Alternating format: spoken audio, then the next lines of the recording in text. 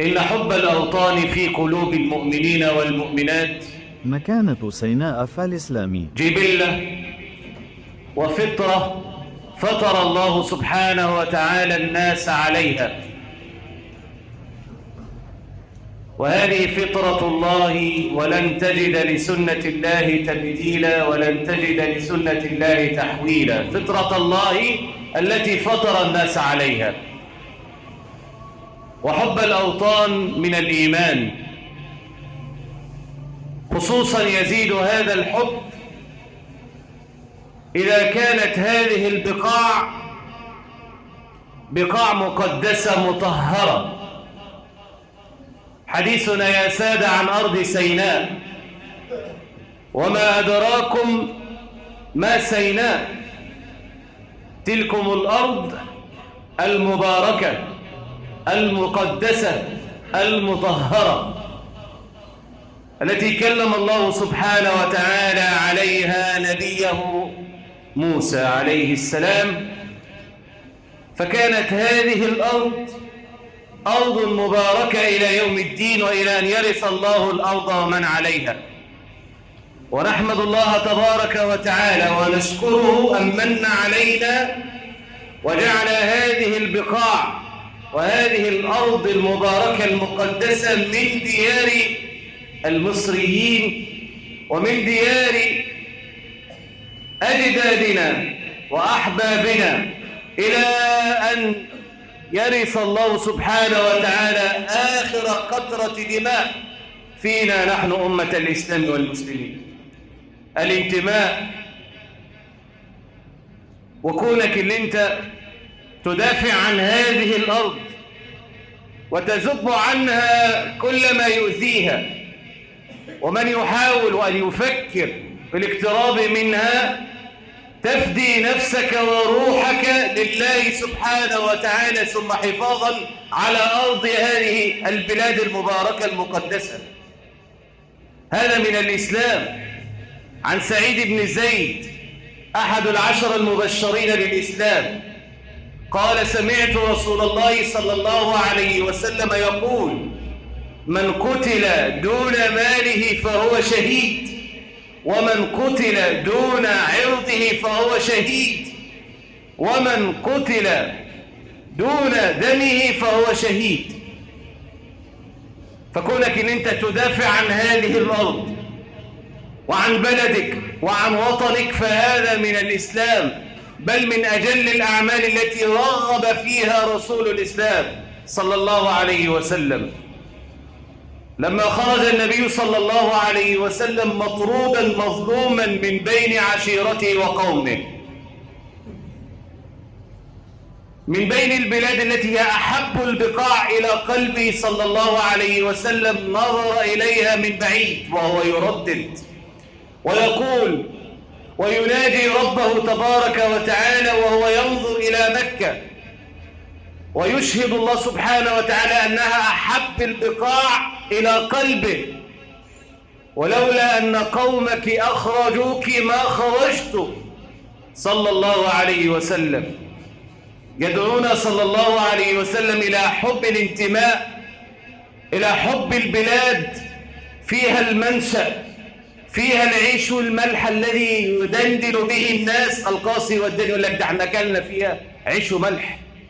فنحافظ على تراثها، ونحافظ على مقدساتها، ونحافظ على ثرواتها من أي معتد غشيم. هذا من الإسلام. فإذا دافعنا عنها بدمائنا وأموالنا وأعراضنا وقتلنا وقدر الله سبحانه وتعالى أن نموت، كانت لنا الشهادة. وإذا كانت لنا النصرة والظفرة فهذا مقام ما أدراك ما أعلى هذا المقام وما شأن هذا المقام عند الله سبحانه وتعالى. فلك في هذه الدنيا إحدى الحسنيين، إما نصر وإما شهادة. أرض سيناء، تلكم الأرض المباركة التي أقسم الله تبارك وتعالى بها، ولا يقسم العظيم إلا بعظيم، والتين والزيتون وطور سينين. قال علماؤنا محدثين عن طور سينين: ذلكم الجبل الذي كلم الله سبحانه وتعالى فيه عبده ومصطفى موسى. اصطفى الله سبحانه وتعالى من بين الجبال ومن بين القطع على وجه هذه الأرض وعلى هذا الكوكب. اصطفى الله تبارك وتعالى تلكم البقع المباركة ليكلم الله سبحانه وتعالى نبيه ومصطفاه موسى عليه السلام. قال الله سبحانه وتعالى: أكم من آيات يذكر الله سبحانه وتعالى فيها سيناء بالذكر الحسن والثناء الجميل. قال الله سبحانه وتعالى: ولقد خلقنا فوقكم 7 طرائق وما كنا عن الخلق غافلين وأنزلنا من السماء ماء مباركا فأنبتنا به جنات وأنزلنا من السماء ماء بقدر فأنشرنا به الأرض. ثم قال سبحانه وتعالى: وشجرة تخرج من طور سيناء تنبت بالدهن وصبغ للآكلين. تنبت بالدهن وصبغ للآكلين وإن لكم في الأنعام لعبرة. الله سبحانه وتعالى يذكرنا بهذا الخير الوفير وهذه الشجرة الميمونة المباركة التي تنبت في هذه الأرض وهذه البقاع. شجرة مباركة يخرج منها الزيتون الذي فيه الشفاء والدهان كما قال النبي صلى الله عليه وسلم. وقال الله سبحانه وتعالى: فلما قضى موسى الأجل وسار بأهله آنس من جانب الطور نارا قال لأهلهم كثوا إني آنست نارا لعلي آتيكم منها بخبر أو آتيكم بشهاب قبس لعلكم تصطلون.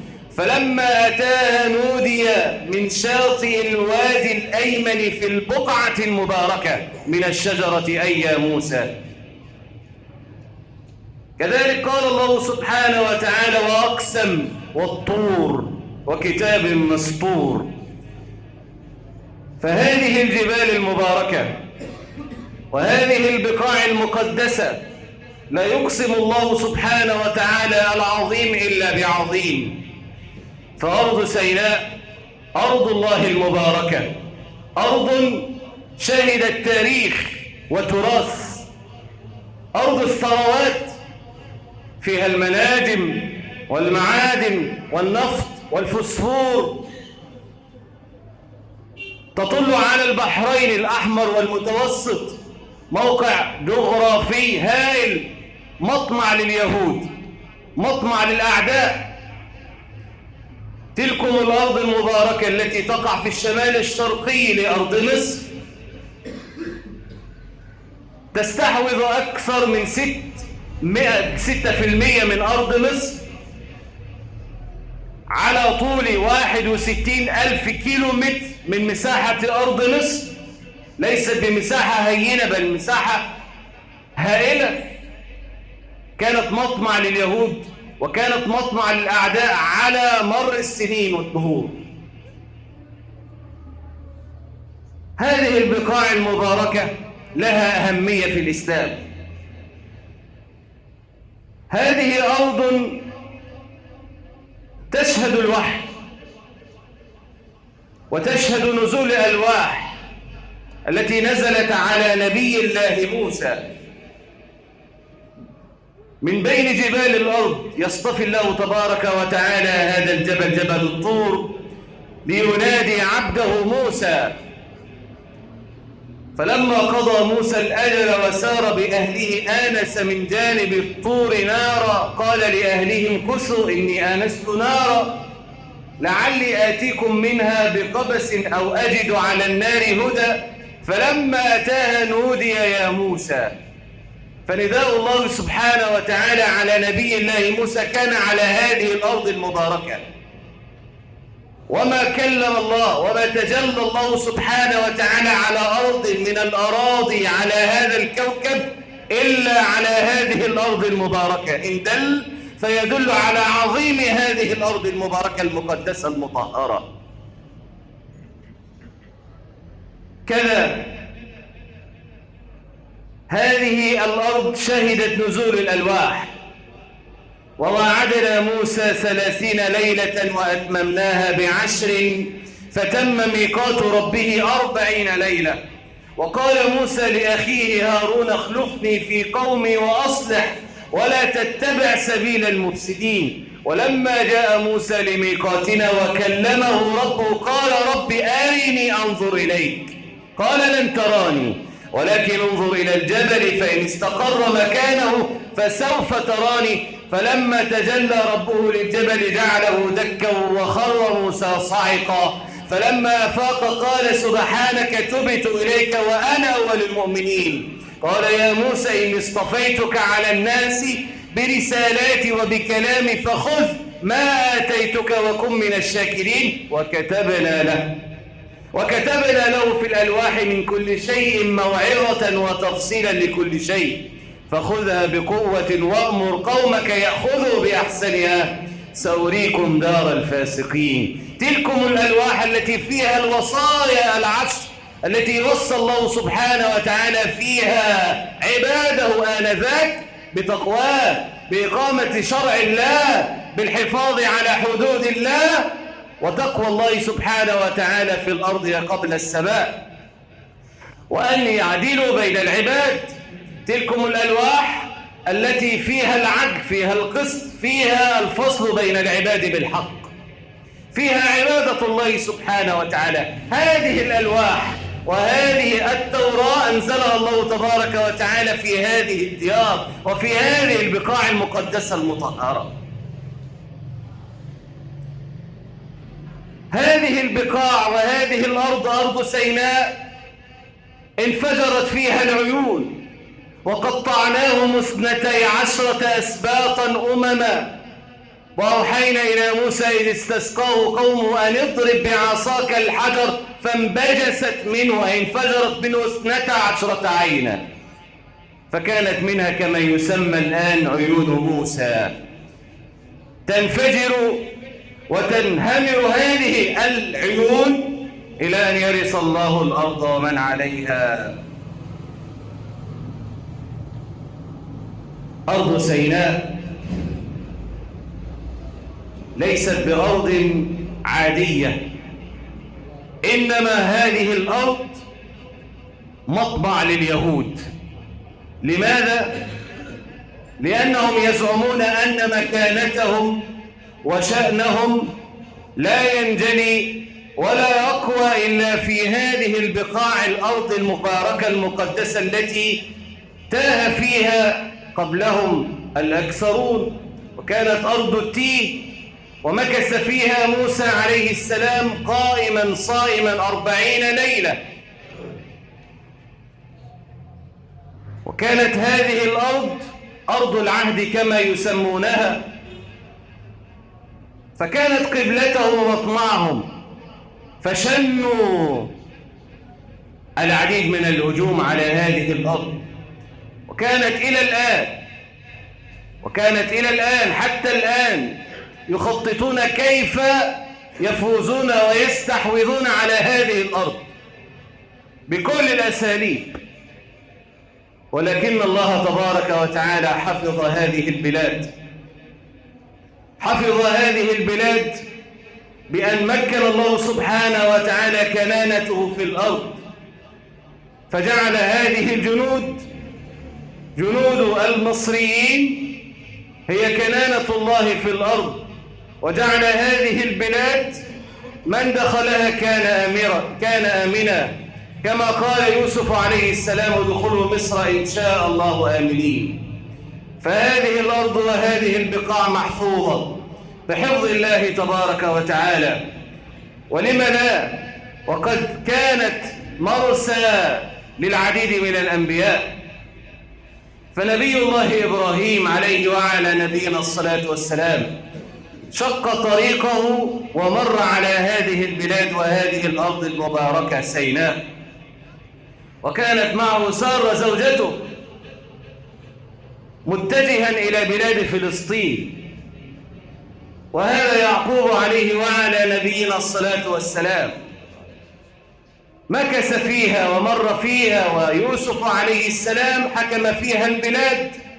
كذا الأسباط أبناء يعقوب مروا وعاشوا فيها، ومنها أطلق ريح يوسف عليه السلام. ولما فصلت العير قال إني لأجد ريح يوسف. أطلق ريح يوسف على قميصه من بلاد العريش إلى أن وصل فلسطين. ولما فصلت العير قال أبوهم إني لأجد ريح يوسف لولا أن تفندون قالوا إنك لفي ضلالك القديم. فلما أن جاء البشير ألقاه على وجهه فارتد بصيرا. كذا كانت هذه الأرض المأمن الوحيد لمريم البتول عليه السلام، ومعها ابنها المسيح عيسى بن مريم. فعيسى بن مريم المولود الذي ولد من مريم عليه السلام في بلاد لحم، بيت لحم في بلاد فلسطين في عهد الرومان، ففرت من وشاية اليهود إلى بلاد مصر، إلى أرض سيناء أقرب البلاد إليها من جهة فلسطين، فكانت المأمن الوحيد لها، ومكثت فيها أيام وليالي. ثم بعد ذلك تقولون لماذا هذه الأرض مطمع لليهود؟ كل هذه المكانات وكل هذه الأهمية تدعو لأي واحد من هؤلاء اليهود يطمع في هذه الأرض. فما واجبنا نحن أمة الإسلام والمسلمين حفاظا على هذه الأرض المباركة المقدسة؟ هذا ما سنعرفه، ولكن بعد جلسة الاستراحة. أقول ما سمعتم وأستغفر الله لي ولكم، استغفروه إنه غفور رحيم.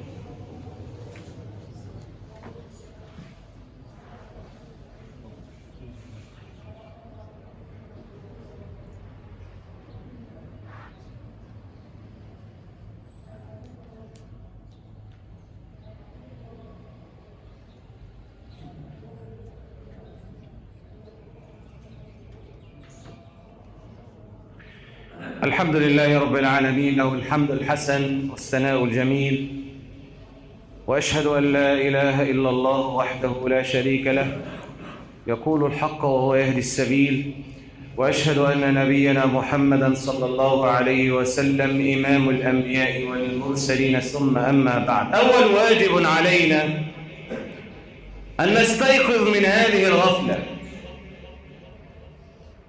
الشباب أول ما يسمع اليهود ويشوف أفعال اليهود وجرائم اليهود يقول لك بس افتح الباب، افتح وأنا هوريك. طيب فين صلاة الفجر؟ أنت عايز تشيل سلاح ولا تستطيع أن ترفع هذه البطانية من على وجهك؟ إزاي؟ لازم تجاهد نفسك الأول. ده جهاد يا أخوانا في سبيل الله، والذين جاهدوا فينا لنهدينهم سبلنا. قبل أن تشرع وأن تتفوه بهذا الكلام ادرك تماما ما تقول. تعرف أنت بتقول إيه؟ أول واجب أن أنت تتأهب نفسيا وبدنيا وجسمانيا لهذا اللقاء، تكون يقظ.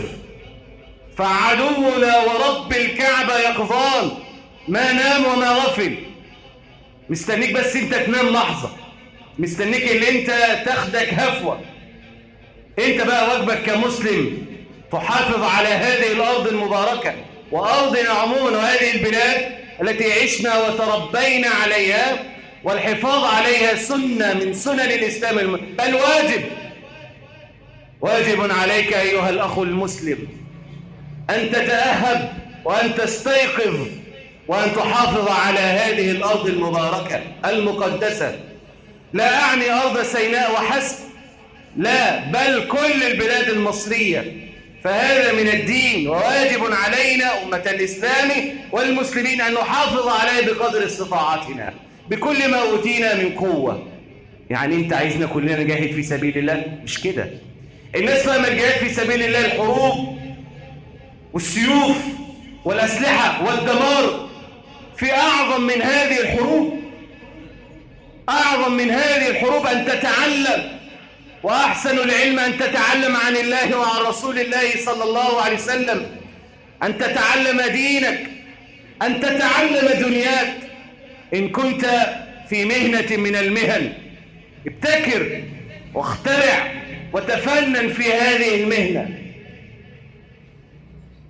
ممكن من خلال هذه المهنة تكون وسيلة، وأعدوا لهم ما استطعتم من قوة، إن أنت تخترع أي حاجة تفيد الإسلام والمسلمين.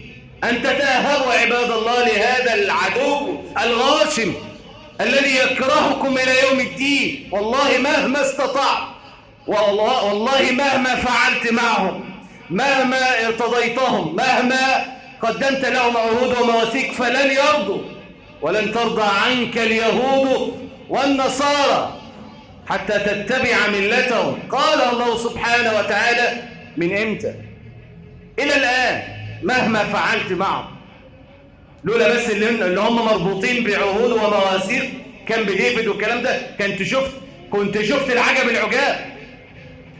هؤلاء لا عهد لهم ولا ذمة لهم. أبنائنا شبابنا يحافظوا على هذه البقاع وهذه البلاد،